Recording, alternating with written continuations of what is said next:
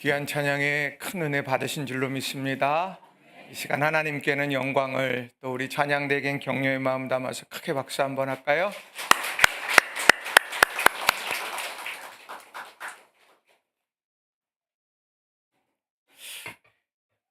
이 시간 우리 전후좌우에 계신 분들과 함께 우리 축복의 인사 함께 하겠습니다.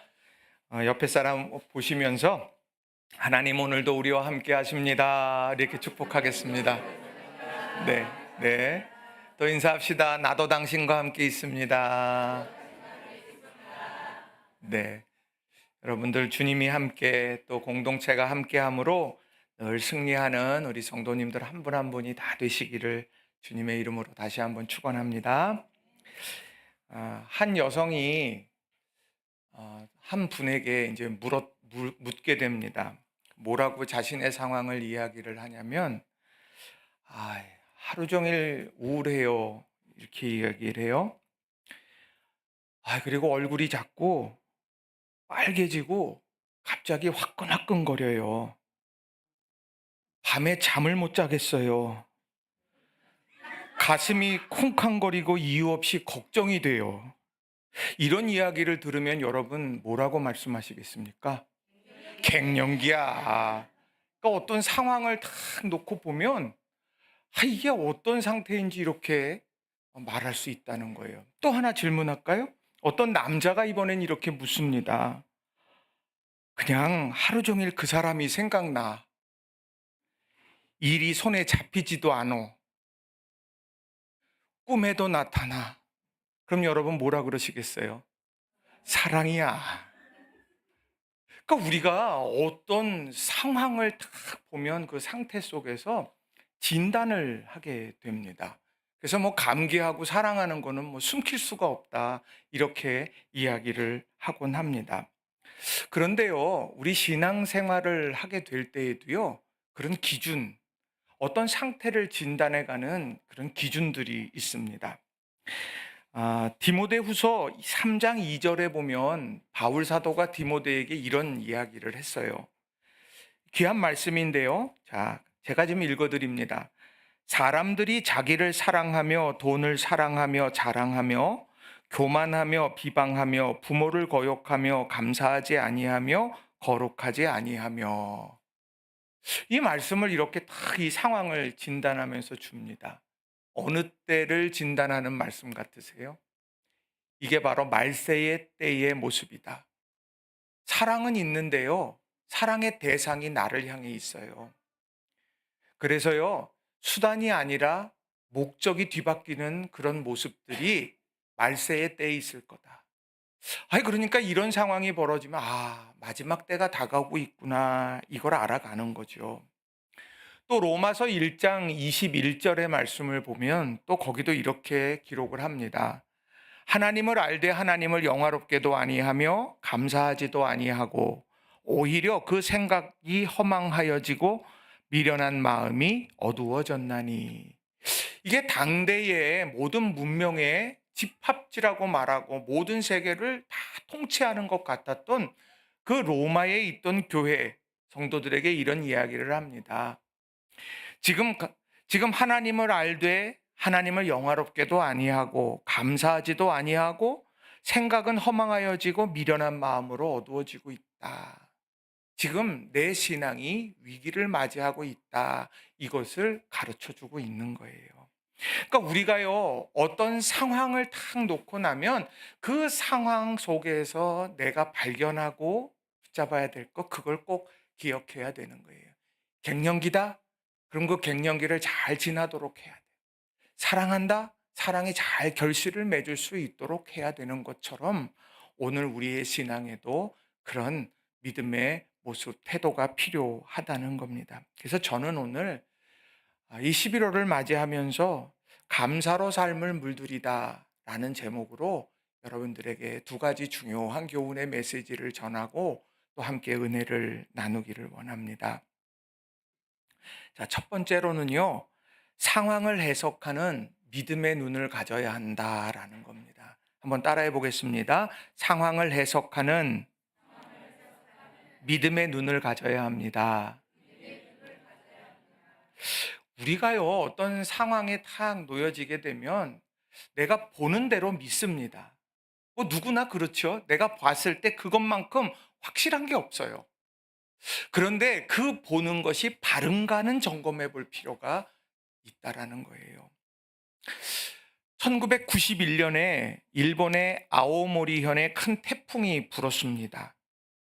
평년 대비 3분의 1 정도의 사과만이 남게 됐다 그래요. 모든 게 다 바람에 비에 다 떨어져 버린 겁니다. 대부분의 농민들이 시리에 빠져서 바람에 떨어진 사과를 보면서 절망했습니다. 이제 거둘 때가 됐는데.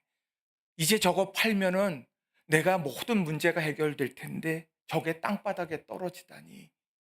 지금 절망의 눈으로 보고 있는데 한 농부가 태풍에도 떨어지지 않고 나무에 붙어 있는 그 사과를 바라보며 희망을 찾았습니다. 쏟아지는 비바람에도 절대 떨어지지 않은 사과. 농부는 이 사과에 합격이라는 이름을 붙여서 합격 사과로 판매하기 시작했습니다.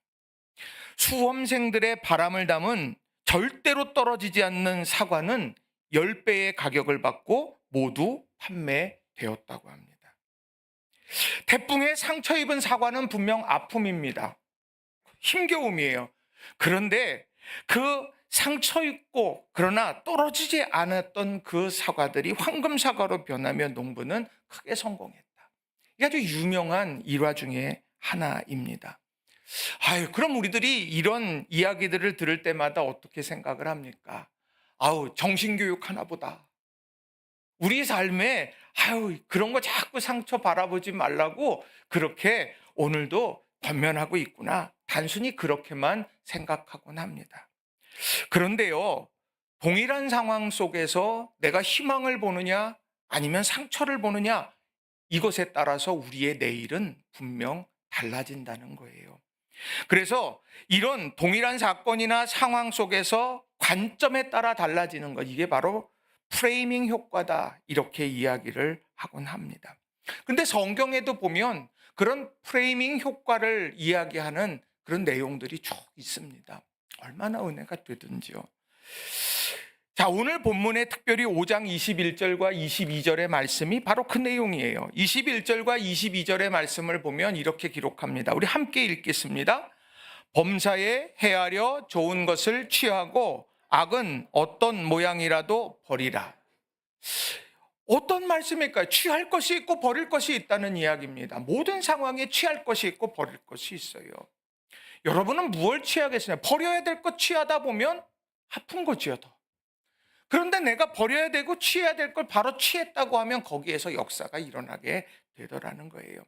자, 성경에 보면 그런 내용이 나오는데 마가복음 5장에 보면 어떤 내용이 나오느냐, 야이로에 대한 이야기가 나옵니다. 야이로, 회당장 야이로인데 이 회당장 야이로가 딸이 병들었어요. 그래서 그 병든 딸을 바라보면서 이대로 있으면 안 되겠다, 그런 생각에 예수님을 찾아갑니다. 예수님을 찾아가서요, 예수님 앞에 이렇게 무릎 꿇고 주님 좀 우리 집에 같이 가달라고, 도와달라고 이렇게 이제 이야기합니다. 성경은 당시 12살 정도 되는 딸이다 이야기를 합니다. 그럼 위기 앞에서 주님을 찾고 주님 앞에 무릎 꿇는 건 정말 아름다운 선택이에요. 믿음의 선택이에요. 그런데 중요한 것은 그런 믿음의 선택이 어떻게 기적의 역사를 이루어 갔느냐, 이 과정 속에서 우리가 주목해야 될 것들이 있더라는 거예요. 왜냐하면 그 순간 내가 믿음의 선택을 했는데 믿음의 열매를 맺기까지 그 가운데에서 헤쳐나갔던 위기의 순간들이 있다는 거예요. 그가 그 위기의 순간을 어떻게 헤쳐나갔느냐.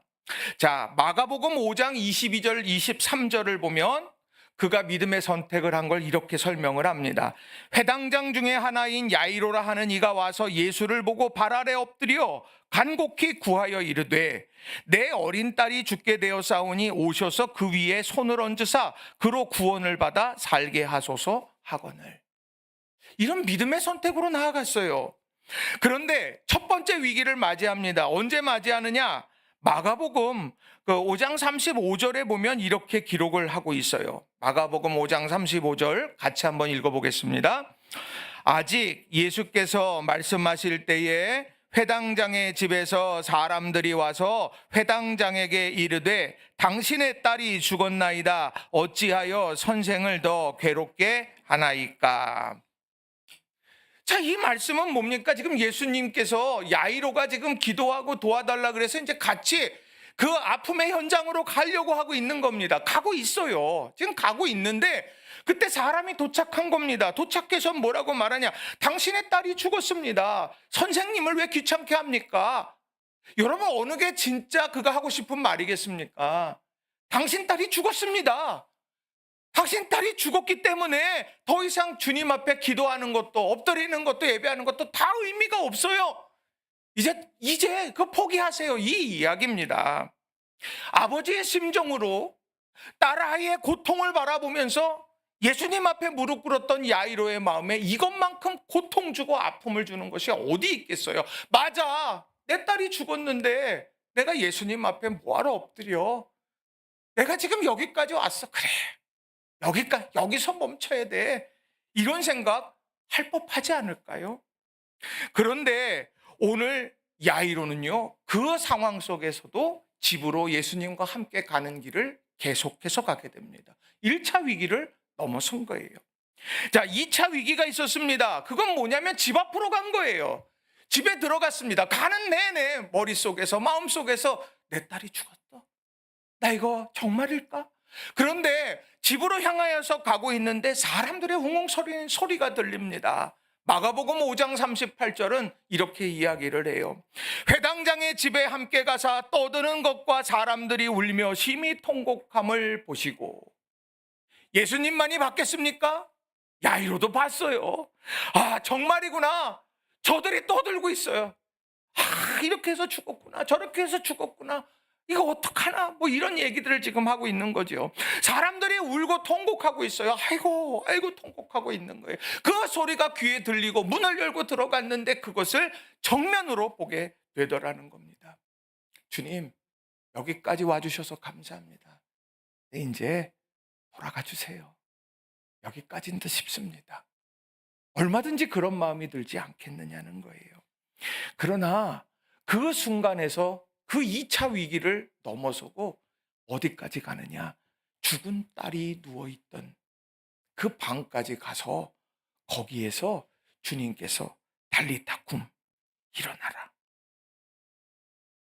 소녀야 일어나라. 그렇게 말씀하시면서 결국에 그가 기적의 역사를 체험하게 되더라는 거예요. 첫 번째 위기가 있었어요. 사람 편에 들리는 소리. 두 번째 위기가 있었어요. 내 눈으로 확증하는 단계. 세 번째 단계가 있었습니다. 그 세 번째 단계는 주님과 함께 방으로 들어갔던 거예요.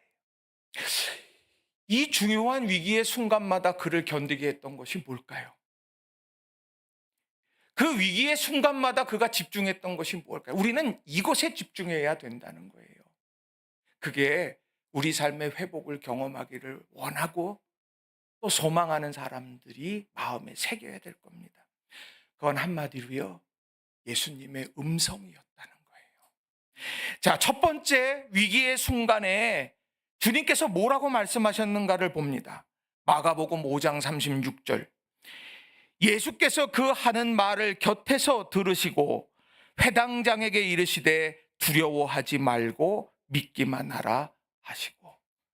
주님의 음성이 들려졌고 그 음성에 내가 거기에 결단하는 못을 채우게 된 거예요. 두 번째 위기를 헤쳐나가게 한 거는 뭡니까? 마가복음 5장 39절입니다. 들어가서 그들에게 이르시되 너희가 어찌하여 떠들며 우느냐? 이 아이가 죽은 것이 아니라 잔다 하시니. 예수님께서 오늘 그의 음성을 통해 하시는 말씀이에요. 왜 떠들고 우느냐? 이 아이가 죽은 것이 아니라 자는데, 끝나는 것이 아닌데, 내가 여기에 왔는데, 지금 이렇게 말씀하는 거예요. 그리고 나서 그 말씀 앞에 사람들이 마구 비웃었어요. 이게 도대체 뭐야? 말도 안 되는 얘기를 하고 있네? 이렇게 이야기를 할 때에 예수님은 비웃는 자들은 역사의 자리에 들어오지 못하게 하셨습니다. 그리고 믿고 그 딸아이의 방으로 들어가서 그 기적의 역사를 이룰 때에 그 야이로를 데리고 믿음의 사람들을 데리고 들어갔어요.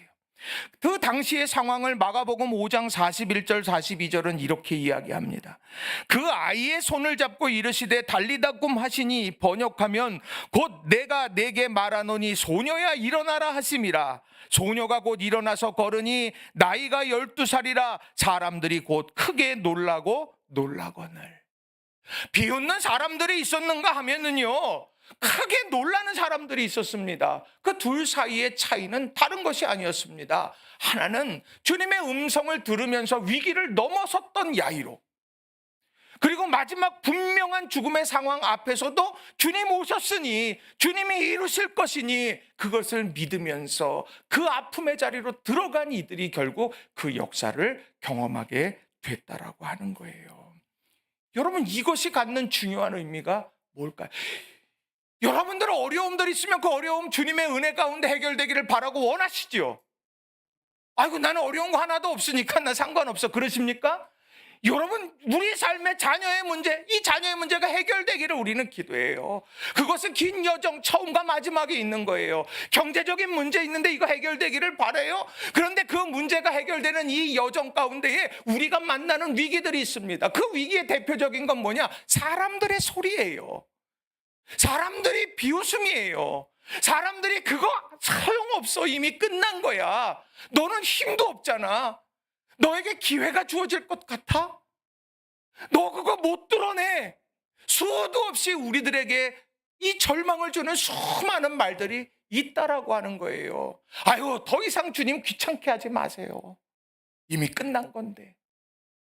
주님께서 이미 주님이 그 자리에 와 계셔도 우는 소리가 더 강하게 들리고 떠드는 소리가 더 강하게 들리고 비웃음이 더 크게 들려지니까, 그래, 나도 그렇지 뭐, 내가 뭘 그래, 그러면서 주저앉게 되는 그런 상황들이 있다. 근데요, 기적의 역사를 경험하는 사람들은요, 이 주님의 음성에 집중하는 사람들이 되더라는 거예요. 저는 우리 성도님들 한 분 한 분이 그런 주님의 음성에 집중해서 위기를 헤쳐나가며 딛고 일어서서 마침내 달리다 쿰 놀라운 주님의 역사를 체험해가는 우리 성도님들 한 분 한 분이 다 되시기를 바랍니다.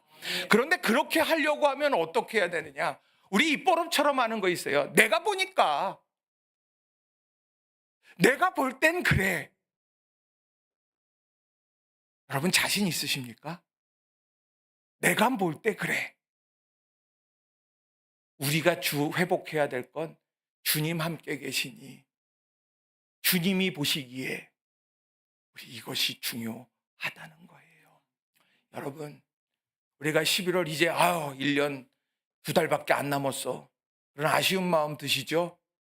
열심히 달려왔는데 지금쯤 좀 열매가 주렁주렁 맺히고 기대했던 건 이만큼 좀 열렸으면 좋겠는데, 그러면서 오늘 회당장 야이로에게 인편 보냈던 사람들이나 주변에 있던 사람들처럼 아이고 다 틀렸어, 그에게 무너지고 계십니까? 아니면 강단을 통해서 기록된 말씀을 통해서 우리들에게 주시는 예수님의 음성에 귀 기울이고 계십니까?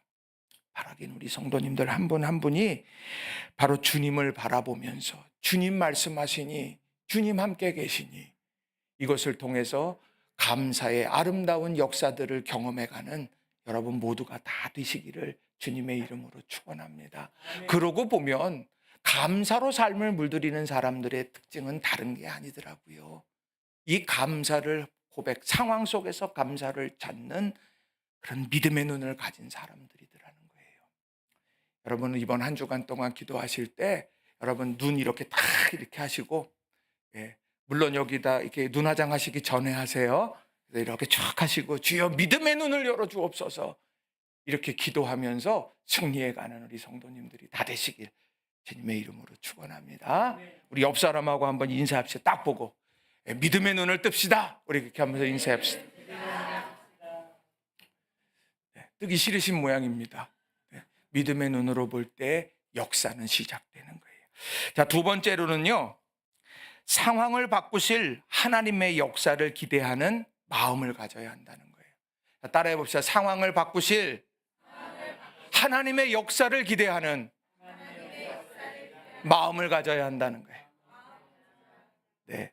상황을 바꾸실 하나님. 그 하나님께 기대하는 그런 마음을 가져야 하는 거예요. 그 사람들이 결국에는 감사의 고백을 하게 되더라는 겁니다. 어린 시절 저는 모태신앙이니까 어머님 뱃속에서부터 신앙생활을 했어요. 그러니까 태어나고 보니까 십자가를 물고 있더라고요. 이렇게. 금십자가를 이렇게 물고. 자, 태어나니까 이미 모든 게 다 그냥 크리스천 문화 속에 그냥 이렇게 있습니다. 그러니까 어린 시절부터 업혀가든 끌려가든 어떻게 가든 항상 예배의 자리로 이렇게 갔어요.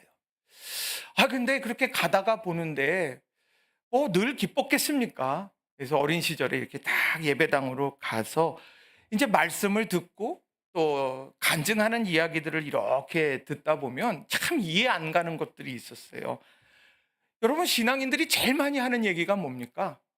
감사합니다. 기도할게요. 이런 이야기잖아요. 근데요, 제가 이렇게 어린 나이에 봐도요, 지금 감사할 상황이 아니에요. 감사할 상황이 아니에요. 야, 이건 지금 감사할 게 아니라 따져 물어야 될 때야. 예.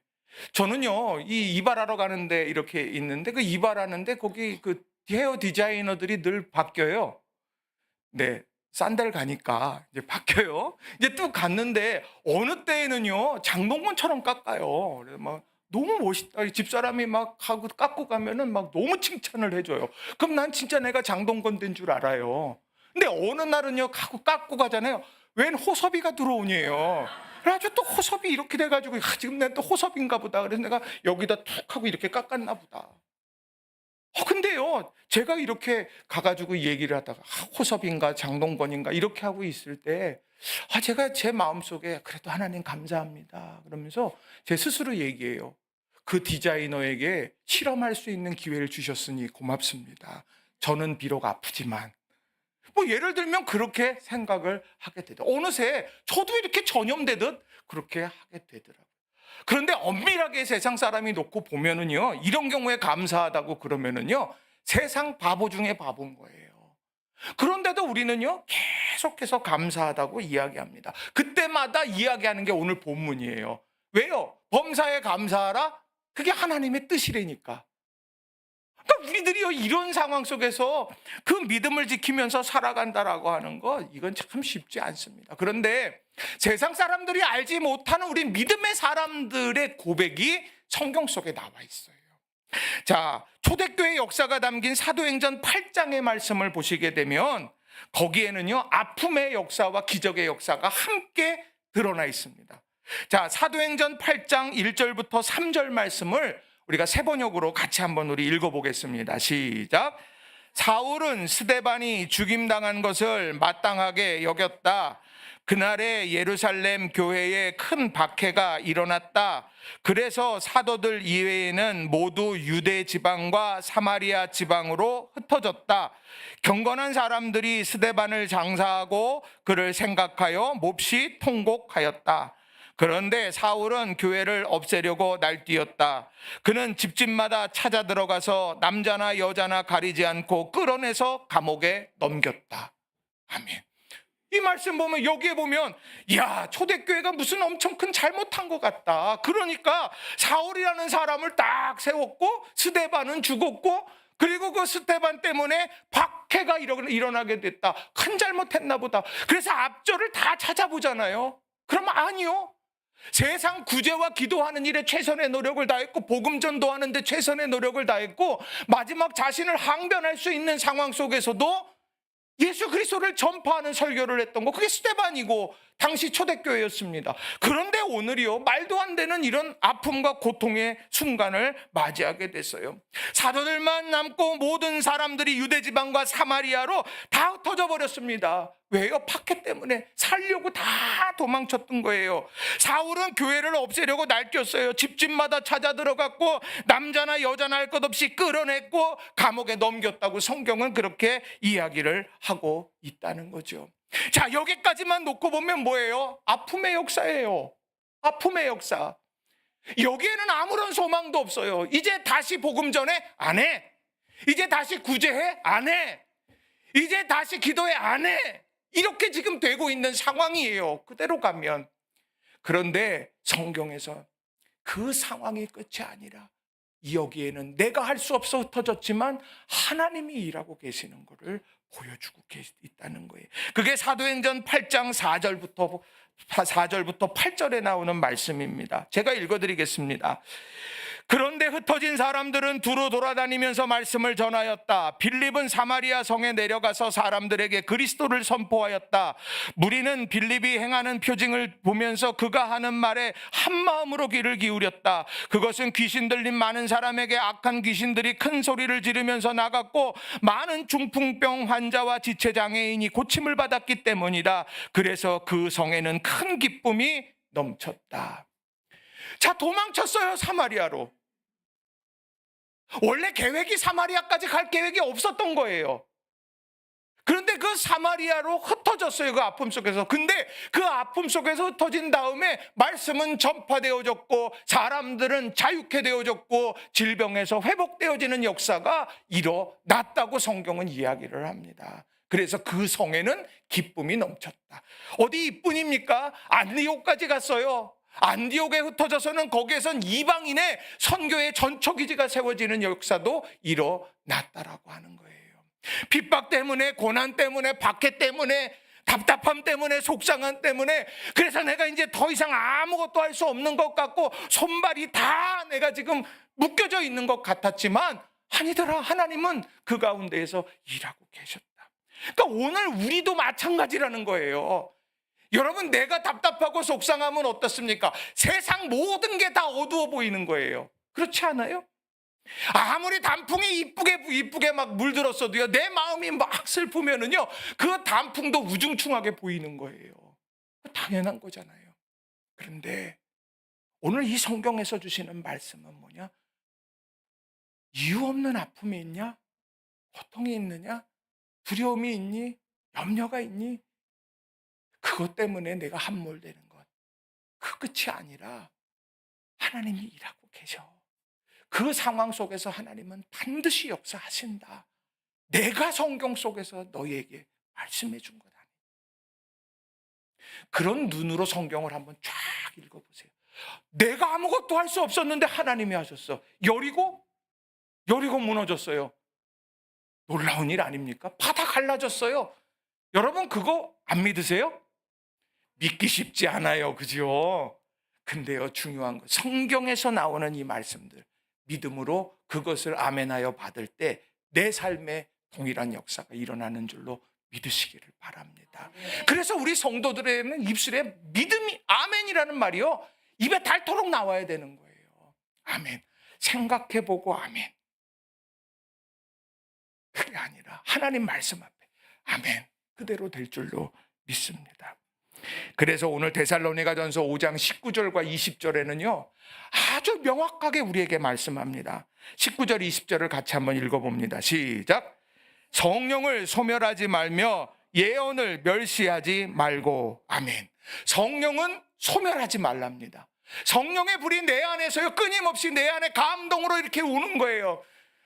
성령의 감동을 통해서 내 믿음의 눈이 열어지고 성령의 감동을 통하여서 능력과 지혜를 공급받고 이 성령의 불이 다 올라야 되는데 끊임없이 우리는 그걸 꺼버리려고 하는 거예요. 세상의 판단, 세상의 여러 이야기들, 그걸로 자꾸 끌려고 합니다. 제한해버려요. 그거 소멸하지 말라고 하는 거예요. 자꾸 불 붙이라는 거예요, 성령은. 그리고 예언의 말씀을 멸시하지 말랍니다. 우습게 보지 말라는 거예요. 성경에 있는 이 말씀, 예언의 말씀은요 맡겨주신 말씀이거든요. 그 말씀이 오늘 내게 아멘, 이대로 될 줄로 믿습니다 하고 그걸 붙들고 나아가라는 거예요. 위기의 순간일수록, 힘겨움의 순간일수록 자꾸 잠수 타는 것 아니고 자꾸 돌아서는 것 아니고 그 말씀을 붙들고 하나님 앞에 서라는 겁니다. 그게 오늘 새 역사를 이루는, 또 감사로 삶을 물들이는 사람들의 모습이라는 거예요. 여러분, 감사가 사라지고 계십니까? 아이고 내 팔자야, 어제도 그랬고 오늘도 그랬고 내일도 그럴 거야. 나는 안 되나 봐. 여러분 그 생각으로 가고 있습니까? 태산 하나 넘었더니 또 하나 있고 또 하나 넘어봐야 또 있을 테니 아예 안 넘어야 되겠다. 그런 마음 듭니까? 여러분 그러지 마시고 성령을 소멸하지 않도록 힘쓰시길 바랍니다. 그거 기도해야 돼요. 그리고 예언의 말씀을 멸시하지 마세요. 그거의 중요한 말씀. 예배해야 됩니다. 귀하게 여기세요. 기도해야 됩니다. 귀하게 여기세요. 하나님 말씀대로 살아야 됩니다. 귀하게 여기세요. 그럴 때에 우리의 삶의 새 역사가 일어나게 될 줄로 믿습니다. 말씀을 정리합니다. 오늘 우리가요, 이 말씀 앞에 설 때에 기억해야 될 것이 있어요. 상황? 우리가 그 상황을 어떻게 바라보고 있느냐, 주님은 그걸 보시는 거예요. 그리고요, 그 상황 속에서 오늘 하나님께서 일하고 계시다는 걸 염두에 두는 사람과 그렇지 않는 사람의 결과는 차이가 나는 겁니다. 저는 우리 성도님들이요, 감사로 삶을 물들이는 축복의 사람들이 되기를 바라요. 그래서 우리 낙원교회, 어느 교회야? 낙원교회입니다. 이야, 그 엄청난 교회에 다니시는군요. 나만 좋아하는군요. 네. 여러분들 그렇게 믿음 안에서 이런 감사로 삶을 물들이는 축복의 사람들 다 됩니다. 옆 사람하고 한번 인사합시다. 감사로 물들이는 축복의 인생 삽시다. 말씀 준비하면서요, 계속 부른 노래가 있어요. 피난처 되시는 주 예수. 이 찬양 같이 한번 부르고 우리 기도할 텐데요. 하나님의 임재 가운데 있다면은요, 이미 열린 문 앞에 서 있는 거예요. 믿으십니까? 주님의 임재 가운데 있다고 하면은요, 이미 역사의, 기적의 역사의 중심에 서 있는 거예요. 우린 이걸 봐야 되는데 이걸 자꾸 놓칩니다. 열려지면 볼게요가 아니에요. 주님 임재 아래 있으면. 우리 이 찬양 피난처 되시는 주 예수, 우리 이 찬양 같이 부르고 말씀 의지해서 같이 우리 기도하십시다.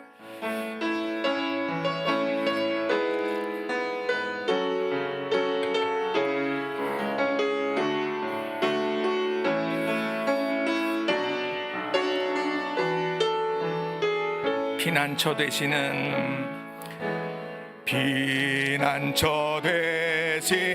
주 예수, 영원한 승리의 왕, 주님의 얼굴을 구할 때 주의 빛 비추시. 전쟁은 주님께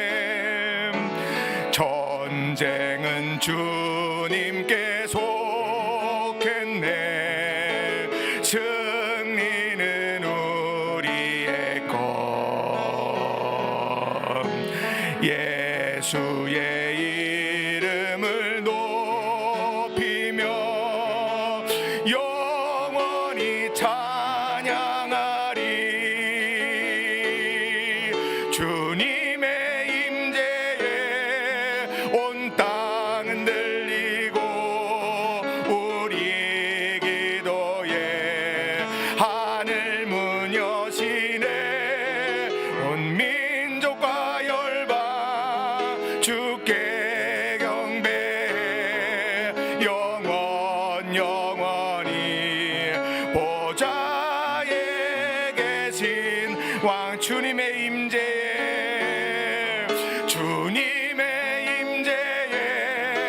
온 땅은 들리고 우리 기도에 하늘 문 여시네. 온 민족과 열방 주께 경배해. 영원히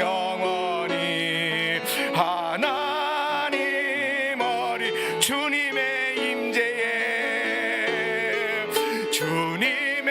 임재에 온 땅은 들리고 우리 기도에 하늘 문 여시네. 온 민족과 열방 주께 경배해. 영원히 보좌에 계신 왕께. 이 시간 우리 같이 기도할 때 하나님 하나님 내 임재 앞에 서겠습니다. 하나님 상황을 해석하는 믿음의 눈을 내게 허락하시고 내가 아무것도 할 수 없는 그 순간에도 하나님의 일하심이 있다. 나 이 믿음을 가지고 위기를 극복해내는 우리 성도들 되게 하옵소서. 나의 가정의 위기, 내 신앙의 위기, 내 국가적인 위기, 여러 가지 삶의 위기들 앞에서 믿음으로 승리하게 하여 주옵소서. 이 시간 주님 이름 한번 부르시고 말씀 부여잡고 기도하겠습니다. 기도합시다.